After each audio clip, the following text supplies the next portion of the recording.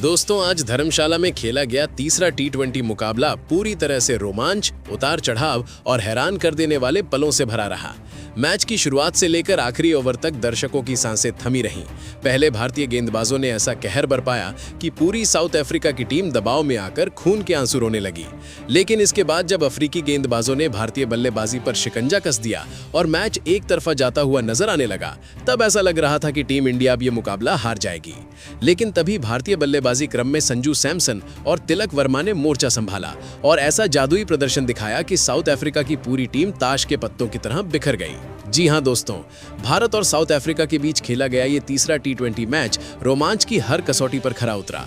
आज की इस वीडियो में हम आपको बताएंगे कि कैसे भारतीय गेंदबाजों ने पहले अफ्रीकी बल्लेबाजों को अपने घातक प्रदर्शन से चौंका दिया और फिर जब भारतीय टीम की बल्लेबाजी लड़खड़ाने लगी, एक के बाद एक विकेट गिरने लगे, तभी संजू सैमसन और तिलक वर्मा ने पारी को संभालते हुए स्कोर को तेजी से आगे बढ़ाया और टीम इंडिया को जीत की दहलीज तक पहुंचा दिया। यानी कि गेंदबाजों के चमत्कार और बल्लेबाजों के मैच पलट देने वाले इस रोमांच को हम आपको इस वीडियो में विस्तार से दिखाएंगे। इसके साथ ही तीसरे टी20 मैच के पूरे रोमांचक हाइलाइट्स भी आपके सामने पेश करेंगे। तो दोस्तों, वीडियो के अंत तक जरूर बने रहिए और अगर आप भी टीम इंडिया के इस शानदार प्रदर्शन से खुश हैं तो हमारी इस वीडियो को एक लाइक जरूर कर दीजिए। आज की वीडियो का लाइक टारगेट है सिर्फ 2000 लाइक्स, इसलिए दिल से लाइक जरूर करें। दोस्तों, आज धर्मशाला के खूबसूरत मैदान में भारत दौरे पर आई साउथ अफ्रीका टीम और टीम इंडिया के बीच तीसरा टी20 मुकाबला खेला गया। जैसे ही दोनों टीमें मैदान पर उतरी, पूरा स्टेडियम भारत भारत के नारों से गूंज उठा। मुकाबले से पहले दोनों टीमों के कप्तान टॉस के लिए मैदान पर आए। आज सिक्का उछालने की जिम्मेदारी सूर्य कुमार यादव के हाथ में थी। सूर्य कुमार यादव ने सिक्का उछाला और किस्मत एक बार फिर उनका साथ देती नजर आई। टॉस टीम इंडिया ने जीत लिया। टॉस जीतते ही सूर्य कुमार यादव ने शानदार रणनीति दिखाते हुए पहले गेंदबाजी करने का फैसला किया और साउथ अफ्रीका को बल्लेबाजी के लिए आमंत्रित किया। साउथ अफ्रीका की ओर से पारी की शुरुआत करने उतरे क्यूटन डिकॉक और उनके साथ एडन मार्करम मौजूद थे। पहला ओवर लेकर आए अर्शदीप सिंह। पहली ही गेंद पर डिकॉक ने जबरदस्त शॉट खेलते हुए गेंद को कवर के ऊपर से सीधा बाउंड्री लाइन के पार पहुंचा दिया। इसके बाद ओवर की आखिरी गेंद पर इनसाइड एज से एडन मार्करम के बल्ले से भी चौका निकल गया। मार्करम यही नहीं रुके, अगले ही ओवर में उनकी शानदार कवर ड्राइव एक बार फिर बाउंड्री के पार चली गई। साउथ अफ्रीका की शुरुआत धमाकेदार हो चुकी थी। पहले ही ओवर में 3 चौके देखने को मिले। इसके बाद गेंद लेकर आए जसप्रीत बुमराह, लेकिन यहां भी मार्करम का आत्मविश्वास कम नहीं हुआ। मिड विकेट के ऊपर से एक बेहतरीन शॉट खेलते हुए उन्होंने गेंद को सीधे बाउंड्री तक पहुंचा दिया और टीम के स्कोर को तेजी से आगे बढ़ाया। महज 5 ओवरों के अंदर ही साउथ अफ्रीका की टीम 50 रन के पार पहुंच चुकी थी। लेकिन इसके बाद भारतीय गेंदबाजों ने अपना असली रंग दिखाना शुरू किया। कप्तान ने गेंदबाजी में बदलाव किया और वरुण चक्रवर्ती ने शानदार गेंदबाजी करते हुए एडन मार्करम को बोल्ड कर दिया। टीम इंडिया को पहली बड़ी सफलता मिली और साउथ अफ्रीका को जोरदार झटका लगा। मार्करम 27 रन बनाकर पवेलियन लौट गए। इसके बाद क्यूटन डिकॉक भी अच्छी लय में नजर आ रहे थे, लेकिन पावर प्ले के आखिरी ओवर में अर्शदीप सिंह ने उन्हें भी पवेलियन की राह दिखा दी। यहीं से मैच ने करवट लेना शुरू कर दिया और भारतीय गेंदबाजों ने साउथ अफ्रीका की बल्लेबाजी पर पूरी तरह से दबाव बना लिया। पावर प्ले की समाप्ति तक साउथ अफ्रीका का स्कोर 55 रन पर 2 विकेट हो चुका था।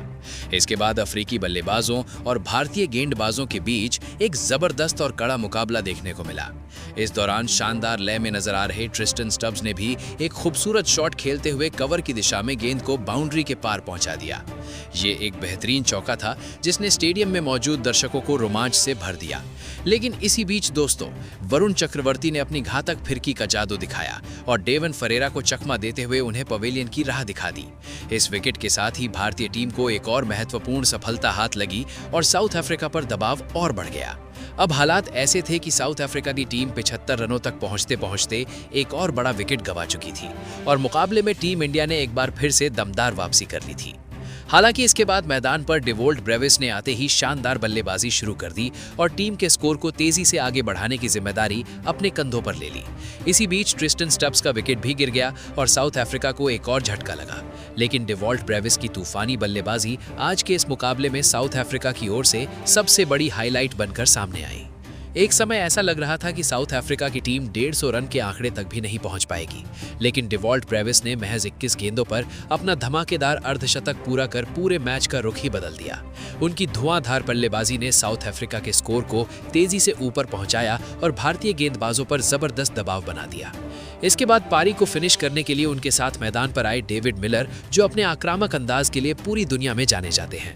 इन दोनों बल्लेबाजों ने मिलकर भारतीय गेंदबाजों पर जोरदार हमला बोला और ताबड़तोड़ शॉट्स की बारिश कर दी। जहां 12 ओवर की समाप्ति तक साउथ अफ्रीका की टीम सिर्फ 80 रन पर सिमटी हुई नजर आ रही थी, वहीं 20 ओवर पूरे होते होते पूरी टीम 195 रन के विशाल स्कोर तक पहुंच गई। डेविड मिलर ने भी कमाल की बल्लेबाजी करते हुए अपने बल्ले से 4 लंबे और शानदार शॉट लगाए। वहीं मुकाबले में जान फूंकते हुए डिवॉल्ट ब्रेविस ने 6 गगनचुंबी छक्के जड़ दिए। भारतीय टीम, जिसने बीच के ओवरों में मैच पर अच्छी पकड़ बना ली थी, आखिरी 8 ओवरों में जरूरत से ज्यादा रन लुटा बैठी। इसी वजह से मुकाबला धीरे धीरे हाथ से फिसलता चला गया और अंततः साउथ अफ्रीका की टीम ने भारत के सामने 197 रनों का बड़ा और चुनौतीपूर्ण लक्ष्य खड़ा कर दिया। अब बारी थी भारतीय बल्लेबाजों की। इतने बड़े लक्ष्य का पीछा करने उतरी टीम इंडिया के लिए अभिषेक शर्मा और शुभमन गिल पर एक मजबूत और दमदार शुरुआत देने की बड़ी जिम्मेदारी थी। इस जिम्मेदारी का शानदार आगाज किया शुभमन गिल ने, जिन्होंने एनगिडी के ओवर में बेहतरीन टाइमिंग के साथ गेंद को बाउंड्री के पार भेजते हुए चौका जड़ा। इसी चौके के साथ शुभमन गिल ने अपनी पारी की शानदार शुरुआत की। इसके बाद अभिषेक शर्मा भी पीछे नहीं रहे। दूसरा ओवर लेकर आए मार्को यानसन और यानसन की गेंद पर अभिषेक शर्मा ने एक जबरदस्त पुल शॉट खेला। गेंद सीधे स्क्वायर लेग के ऊपर से उड़ती हुई स्टैंड्स में जा गिरी और अपनी पारी का पहला शानदार छक्का उन्होंने जड़ दिया। इसके तुरंत बाद शुभमन गिल ने बैकफुट पर जाकर एक और क्लासिक शॉट खेला और गेंद को मिड ऑफ के ऊपर से उठाते हुए 4 रनों के लिए बाउंड्री तक पहुंचा दिया। शानदार टाइमिंग और कमाल का अंदाज। शुभमन गिल का ये लाजवाब प्रदर्शन पावर प्ले के दौरान भी लगातार जारी रहा। सिम्पाला की गेंद पर शुभमन गिल ने एक और शानदार शॉट खेलते हुए गेंद को लॉन्ग ऑन के ऊपर से सीधा बाउंड्री लाइन के पार पहुंचा दिया और भारतीय पारी की रफ्तार को बनाए रखा। अब टीम इंडिया का स्कोर तेजी से आगे बढ़ने लगा था। इसी बीच अभिषेक शर्मा ने भी एक और दमदार शॉट खेला और पुल करते हुए गेंद को एक बार फिर स्टैंड्स में भेज दिया। इस तरह अपनी पारी का दूसरा शानदार छक्का अभिषेक शर्मा ने जड़ दिया। पावर प्ले के 5वें ओवर तक भारतीय टीम का स्कोर 50 रन के पार पहुंच चुका था और पहले विकेट के लिए 50 रनों की बेहतरीन साझेदारी भी पूरी हो चुकी थी। इसके बाद भी शुभमन गिल और अभिषेक शर्मा का शानदार प्रदर्शन लगातार जारी रहा। पावर प्ले की समाप्ति तक भारतीय टीम ने 63 रन बना लिए थे, जिसमें शुभमन गिल का योगदान 32 रनों का रहा, जबकि अभिषेक शर्मा ने 28 रन बनाकर टीम इंडिया को एक मजबूत और शानदार शुरुआत दिलाई। इसके बाद दोस्तों, भारतीय टीम को पहला झटका शुभमन गिल के रूप में लगा। सिम्पाला ने अपनी लाजवाब गेंदबाजी का नमूना पेश करते हुए उन्हें एलबीडब्ल्यू आउट कर दिया और पवेलियन की राह दिखा दी। शुभमन गिल बेहद शानदार लय में बल्लेबाजी कर रहे थे, लेकिन आखिरकार 33 रनों की बेहतरीन पारी खेलकर उन्हें वापस लौटना पड़ा। उनके आउट होते ही क्रीज पर उतरे टीम इंडिया के कप्तान सूर्य कुमार यादव।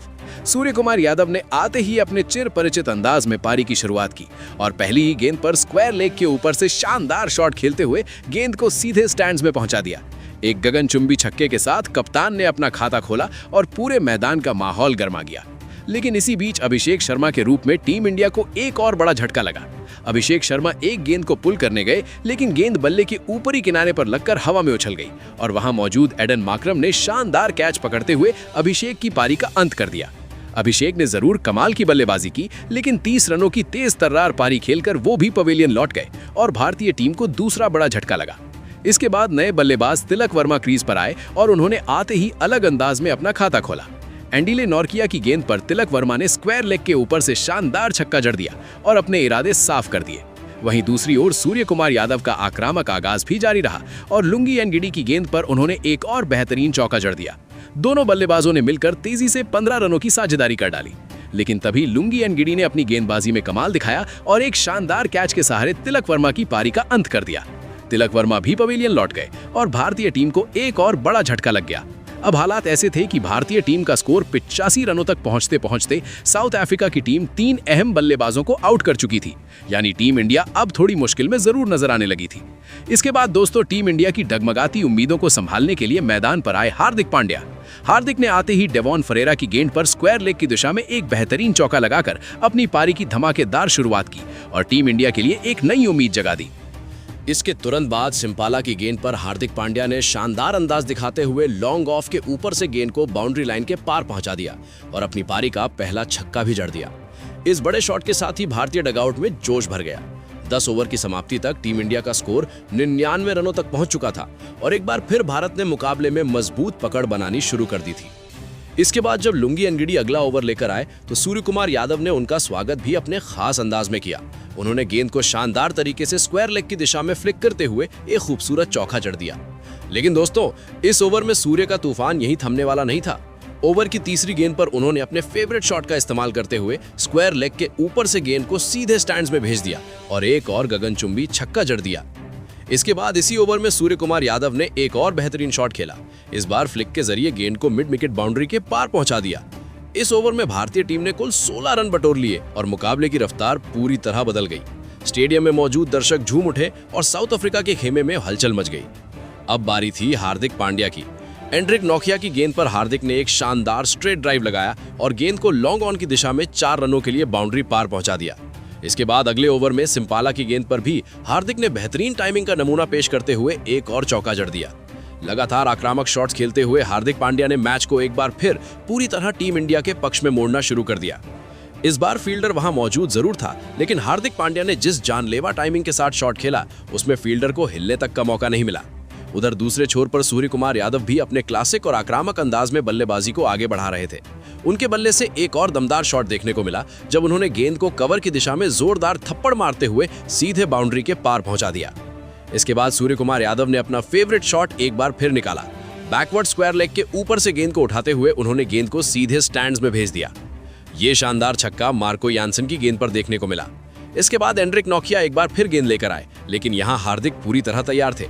क्या शानदार सामना किया और क्या कमाल की टाइमिंग दिखाई। स्ट्रेट ड्राइव के जरिए गेंद नोकिया के पास से चीखती हुई निकली और सीधे बाउंड्री लाइन के पार जाकर जा टकराई।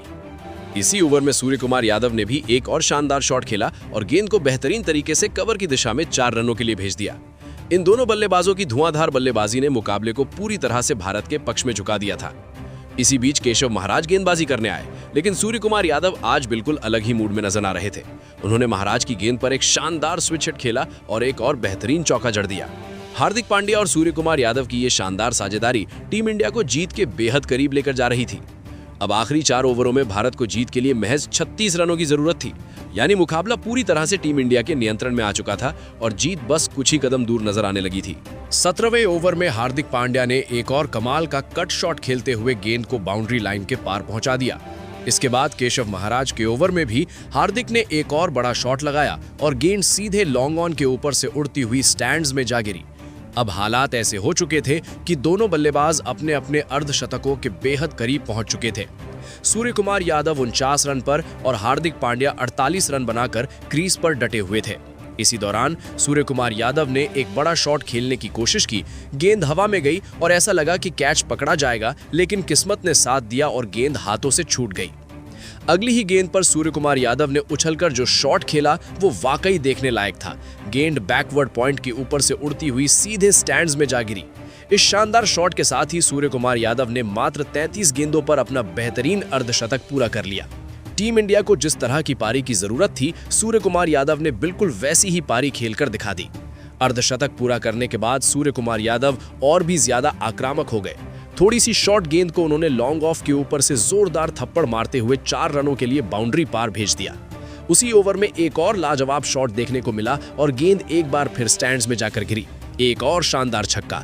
अब यह मुकाबला भारत के लिए लगभग औपचारिकता बन चुका था, क्योंकि आखिरी 12 गेंदों पर भारत को जीत के लिए सिर्फ 12 रन ही चाहिए थे। इसी बीच हार्दिक पांड्या ने भी एक और शानदार शॉट खेलते हुए गेंद को बाउंड्री के पार पहुंचाया और इसी के साथ उन्होंने अपना अर्धशतक भी पूरा कर लिया।